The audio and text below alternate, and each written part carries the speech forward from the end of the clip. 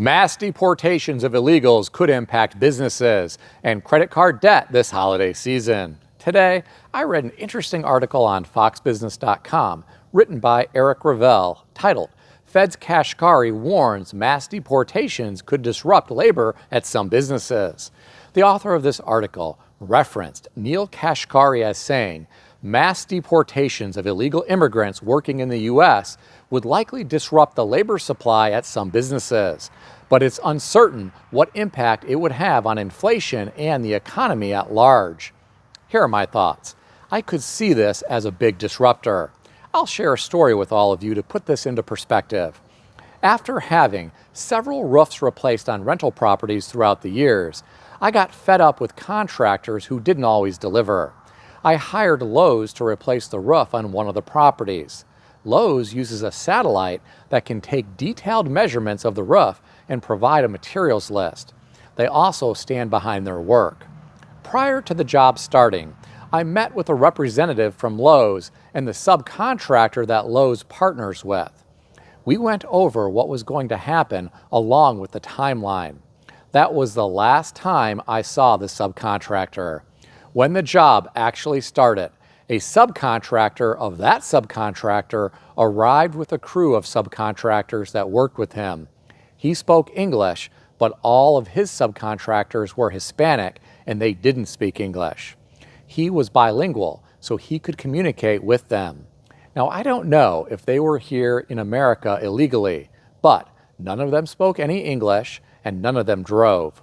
The subcontractor who spoke English drove all of them to the job site in a van.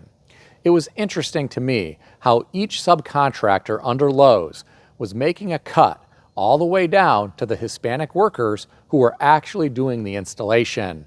Understand, I have nothing against these hard-working Hispanic workers. They did a great job. They didn't get off the roof until the job was done. They were out there in the sun and doing some hard labor to provide for their families. Now, assuming these subcontractors were illegal and were deported under the Trump administration, this would disrupt this type of business. The subcontractor who was paying all of the Hispanic workers had a business model that depended on this labor. Mass deportations would really disrupt his business model moving forward. I read some of the comments beneath this article. The first commenter said, "Got it. Simply hire legal citizens. Problem solved. The owners of these businesses will immediately correct this issue or risk losing money. They will have no choice." The next commenter said, "I will tell you what is going on here.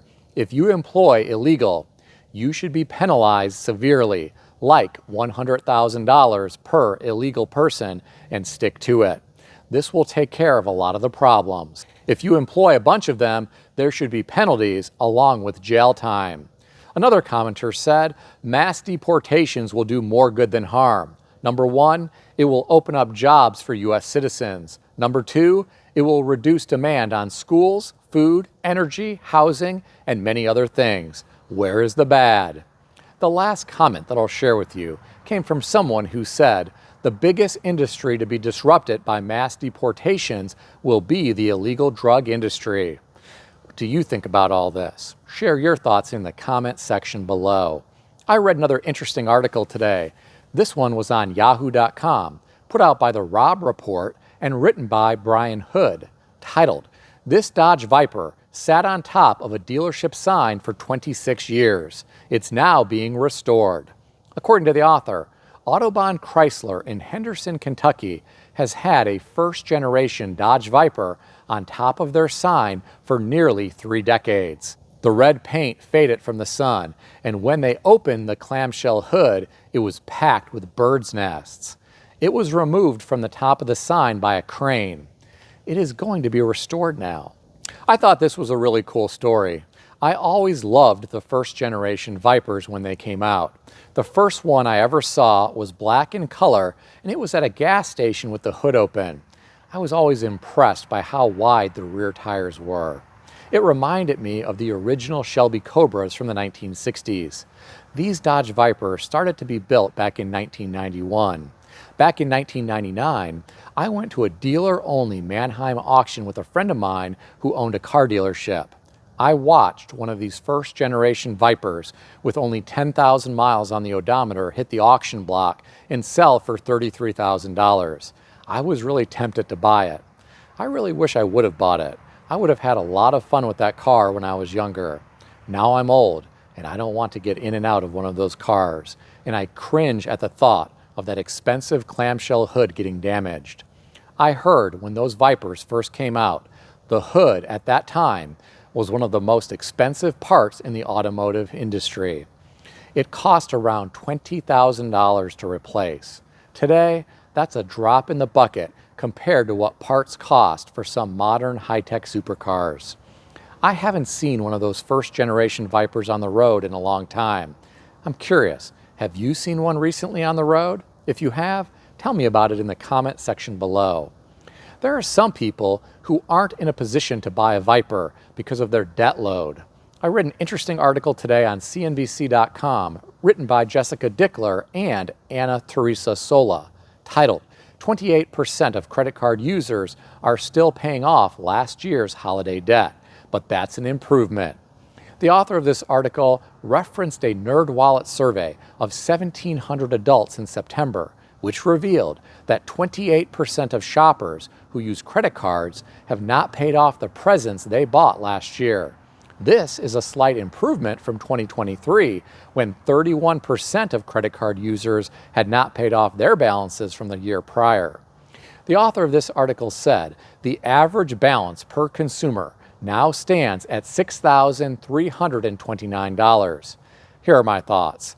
My heart goes out to these people who are struggling with this debt. I hate to think of these people adding to this debt this holiday season. At current interest levels, this could be very problematic. I know people love their friends and family members, but I think people need to be very careful. They may want to look for ways to buy cheaper gifts, or perhaps they can make gifts at home.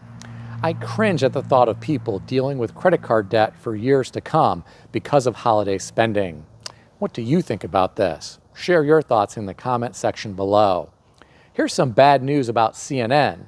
I read this today on ZeroHedge.com, written by Tyler Durden, likely a pseudonym for writers at Zero Hedge, titled, CNN reportedly laying off on-air talent and hundreds of workers. According to the author, there has been an epic meltdown of far-left corporate media following the presidential election. The author referenced Puck Dillon Byers as saying, the CNN newsroom will likely be hit with another round of layoffs over the next few months. Apparently, big talent could be on the chopping block. The New York Post noted about a month ago that Jake Tapper and Wolf Blitzer were reportedly denied salary raises, while Chris Wallace may be forced to take a pay cut. Here are my thoughts. I have to wonder if the legacy media is on borrowed time, just like newspapers. Who do you know who still gets newspapers delivered to their homes? A lot of people are gravitating towards online sources to get their information. I've heard some Americans don't trust the legacy media anymore. My heart goes out to these people who may be getting laid off. I'm sure even high-paid TV personalities still worry about what the future holds for them. Some may even worry if they can get another TV gig at their age. I once read a story about Pierce Brosnan losing his role as James Bond. That had to be a big blow. What do you think about all this? Share your thoughts in the comment section below. If you enjoyed this video, consider subscribing to the channel. I want to extend a special thanks to everyone who has subscribed to this channel.